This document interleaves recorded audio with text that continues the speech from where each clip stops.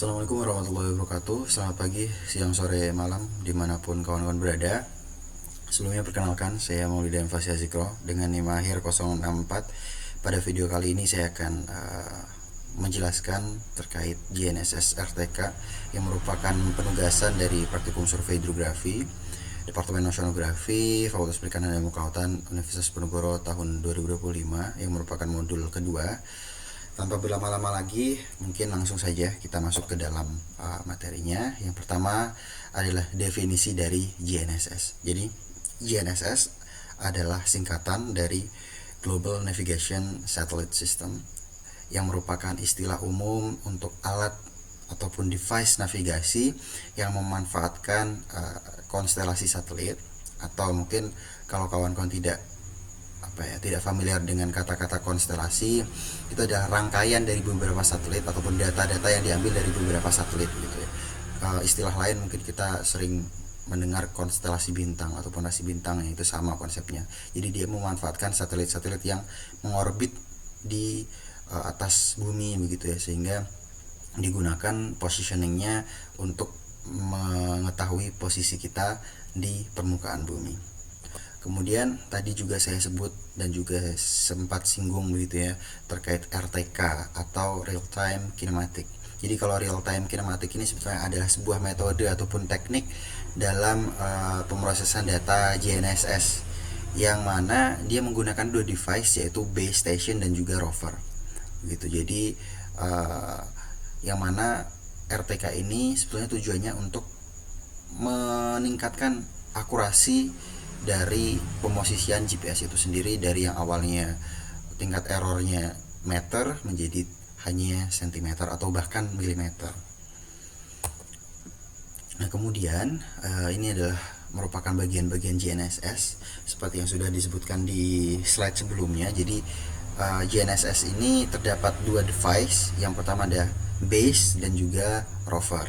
Nah, base station sendiri itu akan ditempatkan di satu titik yang memang tetap begitu, yang mana ditempatkan dengan menggunakan bantuan tripod atau juga biasa orang sebut statif begitu. Kemudian di atasnya itu ada tribrach gitu. Kemudian di atasnya lagi yang ini itu adalah neck ataupun extending pole, dan di atasnya sendiri itu adalah device dari base stationnya itu sendiri atau GPS-nya. Di sini juga ada antena. Nah, di dalam pemasangan base station itu kita juga harus memperhatikan kemiringan dari alat ini, sehingga di dalam tribrachnya ini ada alat ataupun device ataupun bagian, yaitu NIVO atau bullseye bisa orang sebut juga, untuk kita setting alat ini atau leveling alat ini sehingga dia rata-rata air atau water level gitu, agar alat ini tidak miring, sehingga akurasi dari pemosisian ataupun GPS ini lebih akurat lagi. Kemudian untuk yang kedua, ini adalah rover.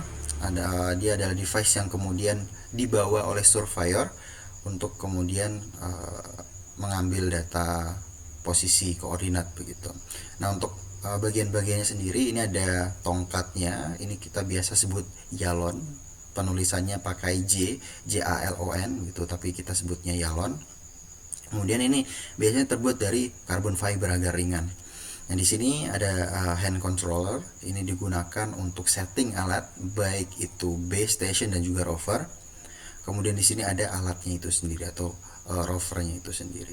Nah, untuk cara kerjanya ini sebetulnya pada saat setting itu ya, untuk yang base station di setting di dalam ataupun di atas dari sebuah patokan atau BM atau benchmark, yang mana benchmark itu biasanya sudah diketahui posisi koordinatnya, sehingga nantinya pada saat rover ini menerima sinyal dari satelit, nah sinyal pemosisian itu akan dikoreksi dengan BM yang sudah ada, karena nilai BM itu nanti akan dimasukkan dan itu akan menjadi nilai koreksi.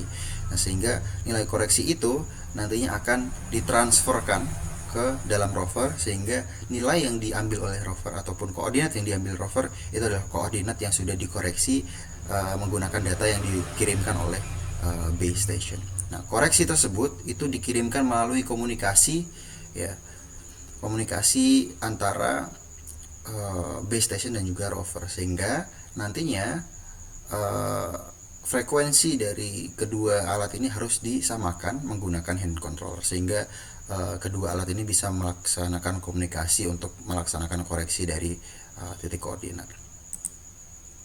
Nah, untuk cara kerja GNSS sendiri itu dari base station dia menghitung kesalahan ataupun error yang dia mengoreksinya dengan data satelit yang diterima, itu dikoreksi dengan data benchmarknya itu sendiri. Nah, kemudian errornya tersebut nantinya akan dikalkulasi dan juga nantinya akan dikoreksi, dan koreksi itu nantinya akan dikirimkan ke rover. Nah, kemudian nantinya rover pada saat penentuan titik koordinat itu sudah dikoreksi dari data koreksi yang diberikan oleh base station, sehingga data yang diambil itu sudah terkoreksi dan lebih akurat. Mungkin penjelasan dari video ini itu saja yang bisa saya sampaikan. Kurang lebihnya mohon maaf. Wassalamualaikum warahmatullahi wabarakatuh, dan semoga bermanfaat.